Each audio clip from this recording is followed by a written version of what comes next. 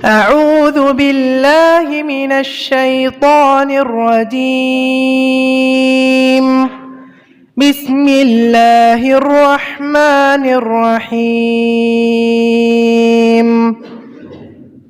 إن إبراهيم كان أمة قانتا لله حنيفا ولم يك من المشركين شاكرا لأنعمه اجتباه وهداه إلى صراط مستقيم وآتيناه في الدنيا حسنة وإنه في الآخرة لمن الصالحين. ثم أوحينا إليك أن اتبع ملة إبراهيم حنيفا وما كان من المشركين.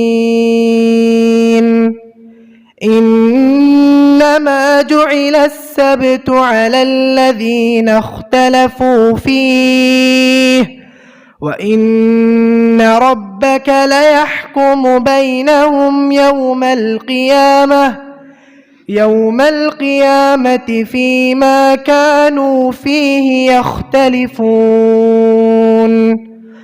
ادع إلى سبيل ربك بالحكمة والموعظة وجادلهم بالتي هي أحسن إن ربك هو أعلم بمن ضل عن سبيله وهو أعلم بالمهتدين.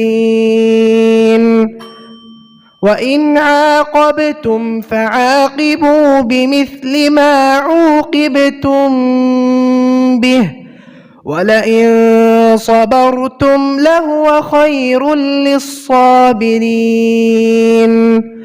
واصبر وما صبرك إلا بالله ولا تحزن عليهم ولا تك في ضيق مما يمكرون. إن الله مع الذين اتقوا والذين هم محسنون. السلام عليكم.